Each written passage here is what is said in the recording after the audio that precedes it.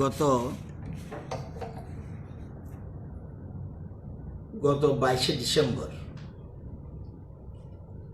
মন্ত্রিসভার বৈঠকে একটা কমিটি গঠিত হয়।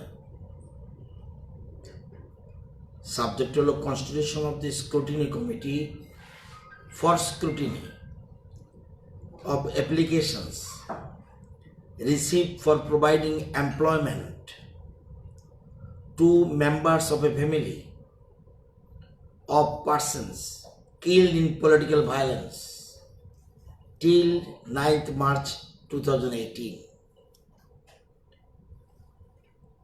এবং the Governor of Tripura is pleased to notify a fresh scrutiny committee its supersessions of all previous notifications memo in this regards for scrutiny of applications received for providing employment to members of family of persons killed in political violence till 9th March 2018.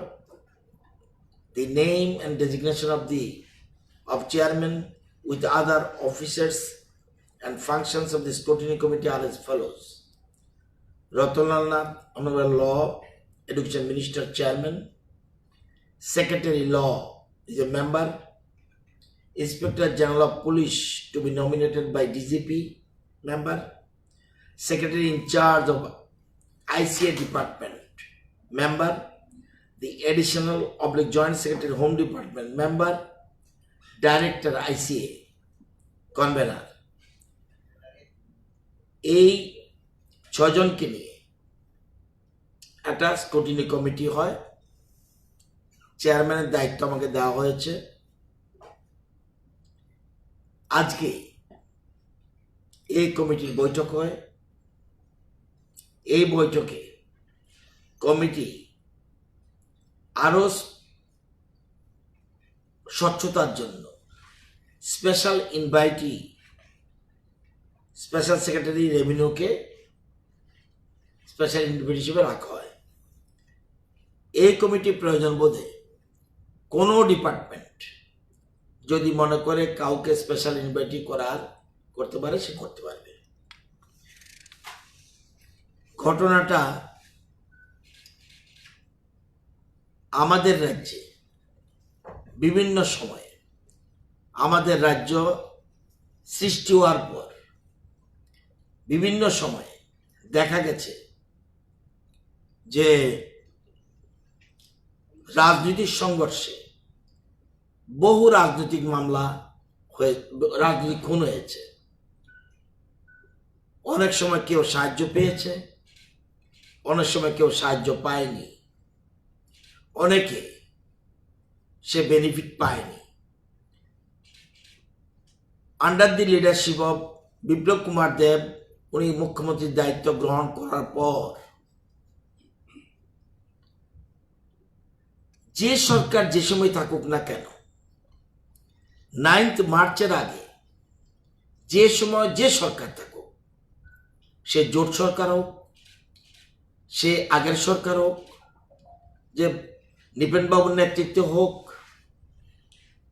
সুধীরবাবু সমরবাবুর নেতৃত্বে হোক,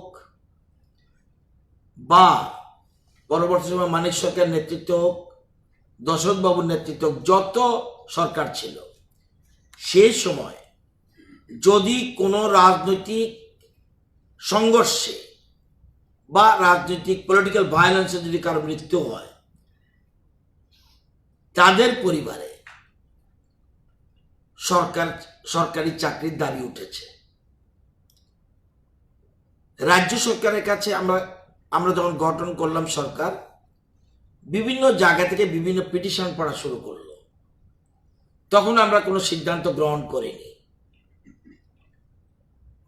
petition পড়ার পর এইসব যারা রাজনৈতিক সন্ত্রাসে খুন হয়েছে তাদের পরিবারের কথা চিন্তা করে আমাদের রাজ্য সরকার যখন দরখাস্তগুলি পড়েছে, এই দরখাস্তগুলি পুলিশের কাছে এবং এসডিএম ডিএমকে দিয়ে জেনারেল অ্যাডমিনিস্ট্রেশনের ইনকোয়ারি করে এনে এবং এসপির মাধ্যমে পুলিশ ইনকোয়ারি করে এনে এগুলি 10টা কেস সামনে আসায় এই 10টা কেসকে সামনে রেখে 22/12/2020 মন্ত্রিসভার বৈঠকে সিদ্ধান্ত হয় না, এদের পরিবারকে যদি পরিবারে কোনো যোগ্য ব্যক্তি থেকে থাকে এবং এলিজিবল যদি হয়, যদি তার পরিবারে কোনো রকম আর কেউ চাকরি না থাকে সরকারি, সেই ক্ষেত্রে তাদের পরিবারকে চাকরি দেওয়ার জন্য ক্যাবিনেট সিদ্ধান্ত গ্রহণ করে এবং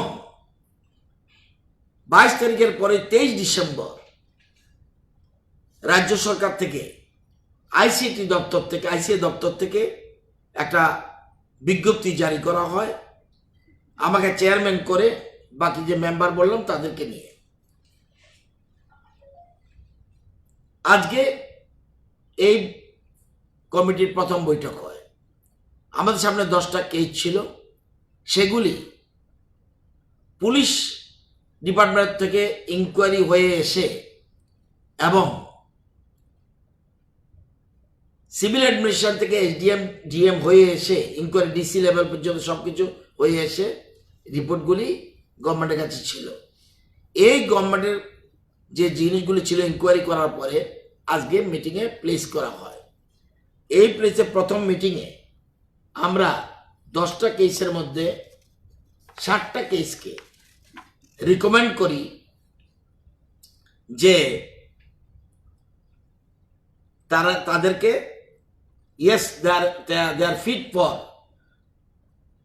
the employment এবং পলিটিক্যাল ভায়োলেন্সের কারণে তারা পেতে পারে। 3টা কেস আমরা পারিনি।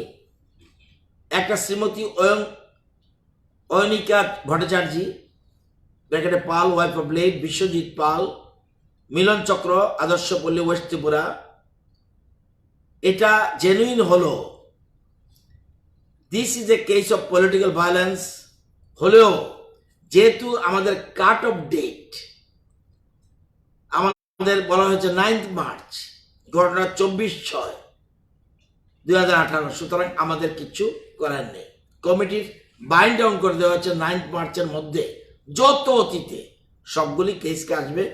আমরা 3টা কেস পারিনি, বাকিগুলিকে রিকমেন্ড করেছি এবং রিকমেন্ড করেছি। মারা গিয়েছিল বীরলাল সরকার 23/2017 মারা গিয়েছিল।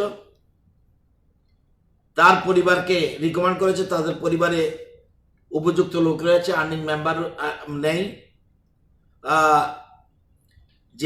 যে মারা গেছে সে আর্নিং মেম্বার, তার কেসকে আমরা রিকমেন্ড করেছি। আমরা রিকমেন্ড করেছি ডিসি গৌর হরি মলসুম, এটা আমরা রিকমেন্ড করেছি। আমরা রিকমেন্ড করেছি অমূল্য মালাকার, যার বাড়ি হলো রাজনগর পিয়ার বাড়ি। আমরা চানমোহন ত্রিপুরার কেস রিকমেন্ড করেছি, বাড়ি হলো দলপতি গন্ডাছড়া। আমরা টুনু শুক্ল বৈদ্য আমরা রিকমেন্ড করেছি, তার বাড়ি উনকোটি। আমরা রিকমেন্ড করেছি সুনীল চন্দ্র দেব, বাড়ি হলো নর্থ ত্রিপুরা কাঞ্চনপুর। আমরা রিকমেন্ড করেছি নিশিকান্ত চাকমা, আমরা রিকমেন্ড করেছি। 10টা কেসের মধ্যে 60টা কেস পলিটিক্যাল ভায়োলেন্সে মৃত্যু হয়েছে। একটা কেস আমরা রিকমেন্ড করলেও চাকরির ব্যাপারে আমরা রিকমেন্ড করতে পারিনি, কারণ তার পরিবারে UR category, class 5 reading, class 5-এ পড়লে আমরা কারো রিকমেন্ড করতে পারি না এবং তার 37 বছর, ওসব ঠিক আছে। যেহেতু ইউআর যদি ক্ষেত্রে হয় সেক্ষেত্রে তাকে অবশ্যই 8 পাস হতে হবে ত্রিপুরা গভর্নমেন্টের রিক্রুটমেন্ট রুলস অনুযায়ী। সুতরাং তার কেস আমরা রিকমেন্ড করিনি, আমরা ক্যাবিনেটে পাঠিয়েছি যে এই কেসটা আমরা চাকরির ক্ষেত্রে আমরা রিকমেন্ড করতে পারি না। নাও ক্যাবিনেট উইল ডিসাইড তাকে কি করবে, তার যদি এডুকেশন কোয়ালিফিকেশন রিল্যাক্সেশন করবে নাকি ফাইন্যান্সিয়াল অ্যাসিস্ট্যান্স দেবে, ইট ইজ দেয়ার ম্যাটার। কিন্তু বাকি 6টা কেস আমরা রিকমেন্ড করেছি, একটা case cabinet will take decision. তো আজ এটার জন্য পদ্ধতি বলে দিই। আজকে থেকে এখন থেকে 10টা কেসে করেছি, কিন্তু এখন থেকে the eligibility criteria for providing employment two family members of families of person killed in political violence were as follows: 1. Employment will be provided one of the family of the victim. 2. Employment will be provided subject to eligibility as per recruitment rules. 3. There should be no other earning member in the family. 4. Employment will be provided subject to confirmation that the incident was one of political violence from the district superintendent of police concerned. এগুলি করবে। এবং system, আমাদের প্রত্যেক system কি, প্রথমে আমরা form বানিয়ে দিয়েছি। কিভাবে? এ ফর্ম 1 এটার দায়িত্ব শুধুমাত্র অ্যাপ্লিক্যান্টের। সেখানে ফর্ম 1 এটা অ্যাপ্লিক্যান্ট, প্রত্যেক ফর্ম পাওয়া যাবে এসডিএম অফিসে, প্রত্যেক ফর্ম পাওয়া যাবে এসডিএম অফিসে। এসডিএম অফিসে এই ফর্ম ফিল আপ করবে, সিম্পল ফর্ম, কোনো প্রবলেম নাই। ফিল আপ করার পর then signature of the applicant, then form B. Form D, it is the matter of SDM, সে ইনকোয়ারির ব্যাপার হচ্ছে তার ফর্ম বি, সেখানে এটা এসডিএম এর ব্যাপার, সেটা তারা ইনকোয়ারি করে রিপোর্ট দেবে। থার্ড, ফর্ম 3, যেখানে DM and collector SP police inquiry করে এসে রিপোর্ট দেবে।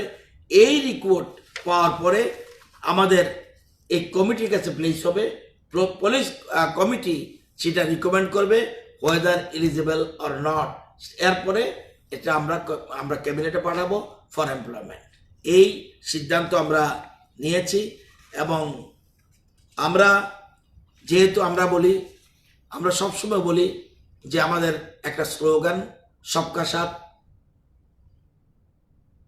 সবকা বিকাশ, অর্থাৎ কোন আমলে কি, যদি কেউ দেখা যায় জোট আমলেও যদি কোনো পলিটিক্যাল মার্ডার হয়, সেখানে আমরা দেখতে চাই পলিটিক্যাল মার্ডার এটা কোনো রঙে দেখার প্রশ্ন নয়। সেই জন্য আমরা কাট অফ ডেটটা একদম, অর্থাৎ আমাদের রাজ্যের প্রতিষ্ঠার পর থেকে কাট অফ ডেটটা রেখেছি, সেখানে কেউ কিছু বলার নাই। ওই আমল, এ আমল, ও আমল আমরা রাখিনি। আমরা যেদিন শপথ নিয়েছি সেদিন পর্যন্ত আমরা কাট অফ ডেট উপরের দিকে রেখেছি। এই সিদ্ধান্ত মন্ত্রিসভা নিয়েছে এবং 6টা কেস আমরা রিকমেন্ড করেছি চাকরির জন্য, একটা কেস ক্যাবিনেটের উপরে পাঠিয়েছি, দে উইল টেক ডিসিশন। এই সিদ্ধান্ত আমরা নিয়েছি এটা জানানোর জন্য। এবং অলরেডি নোটিফিকেশনটা কালকের থেকে আপনারা বিভিন্ন জায়গা পেয়ে যাবেন, এসডিএম এর কাছে ফর্ম পাওয়া যাবে।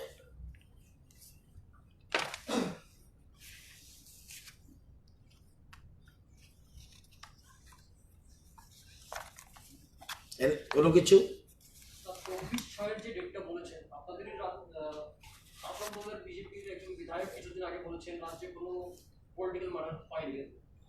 এবং আমি একটা কথা আপনাকে বলি, আমাদের এই কমিটি আমি কোনোময় কাট অফ ডেট পার করতে পারবো না, সেই ব্যাপারে আমি কমেন্ট করা বড় কঠিন।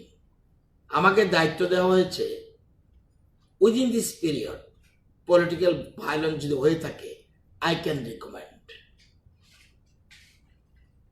নতুবা আমি কিছু রিকমেন্ড করতে পারবো না। সেখানে আমি একা বললে হবে না, ল সেক্রেটারি থাকবে, পুলিশের কর্তারা থাকবে এবং রেভিনিউ ডিপার্টমেন্টের লোক থাকবে,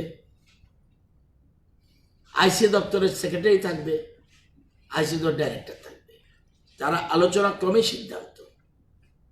সুতরাং পরবর্তী সময় পলিটিক্যাল মার্ডার যদি হয়েও থাকে, আমি জানি না, যদি হয়েও থাকে আমি এই মুহূর্তে বলতে পারছি না পলিটিক্যাল মার্ডার হয়েছে কিনা, কিন্তু হয়েও থাকলে যদি ধরে নেই হয়েছে, আমি এ ব্যাপারে কোনো রিকমেন্ড করার কোনো সুবিধা নেই।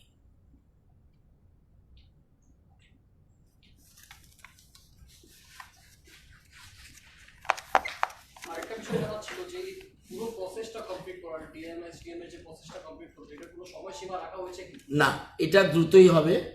আপনারা দেখেছেন যে 10টাকে সামনে আসাই গভর্নমেন্ট নড়ে চড়ে বসেছে এবং গভর্নমেন্ট তাড়াতাড়ি ক্যাবিনেট ডিসিশন নিয়ে, কারণ একটা সিদ্ধান্ত মুখ্যমন্ত্রী বলে দিল, আমি একটা বলে দিলাম, তাই হবে না। ক্যাবিনেটে বসে সিদ্ধান্ত হয়ে তারপরে বেরিয়েছে এবং যেহেতু কেসগুলি ইনকোয়ারিও এসছে, এটা শুধু কমিটির সামনে প্লেস করে দেওয়া হয়েছে এবং সেগুলি প্রসিডিওর মেনটেন করেই। আর এখন থেকে যারাই পিটিশন করবে ওই ফর্ম এ মানে ফর্ম 1 এটা ফিল আপ করতে হবে। সেখানে কিচ্ছু না, ডেট অফ সিম্পল প্রসিডিওর। সেখানে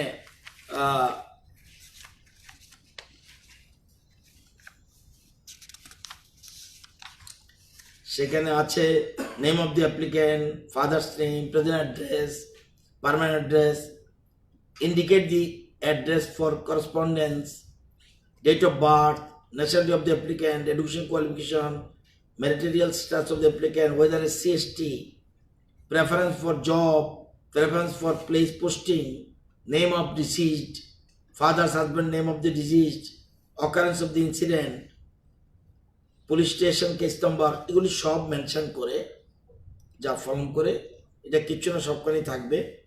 Whether the incident was related to political violence, report of SP to be attached by DM, marital status of the deceased, whether any financial assistance received by any of survivor of the deceased, indicate the amount received, name of the family members of the deceased, and please write below the equally সব relationship কি সেটা। তো এই জিনিসগুলি, এটা একটা গুরুত্বপূর্ণ সিদ্ধান্ত সরকারের। সেজন্য সবাই যার যার সময়, যে কোনো সময় পলিটিক্যাল মার্ডার হয়ে থাকুক, সিপিএম অন্য গভর্নমেন্টের সব যদি দেখা যায় কোনো সিপিএম কর্মী মারা গেছে, তাদেরও বিচার হবে। কংগ্রেসের সময় যদি কোনো সিপিএম কর্মী মারা গেছে, সেটাও বিচার হবে। সিপিএমের পিরিয়ডেও যারা পলিটিক্যাল ভায়োলেন্সে মারা গেছে, তাদেরও যথাযথ তাদের মূল্যায়ন, যদিও লোকটাকে তো আমরা ফিরিয়ে দিতে পারবো না, তাদের পরিবারের একটা দায়িত্ব। যদিও এ রাজ্যে কখনো বিজেপি গভর্নমেন্ট ছিল না, কিন্তু তবুও জনগণের গভর্নমেন্ট ছিল। ইট is the duty of the present government সবের বিষয় চিন্তা ভাবনা করা। এই জন্য সরকার এই ধরনের চিন্তা গ্রহণ করেছে।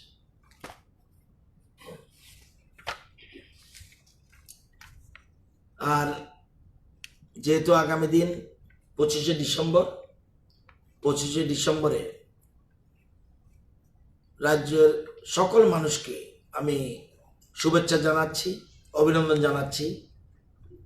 বড়দিন খুব সবাই মিলে মিশে ত্রিপুরার মানুষ বড়দিনকে এই দিনটিকে যথাযথভাবে পালন করবে এবং শান্তি সম্প্রীতি আমাদের মধ্যে যেটা রয়েছে, এটা আরো সম্প্রীতি বৃদ্ধি পাবে এই বড়দিনে। এটা আমার শুভেচ্ছা রইল।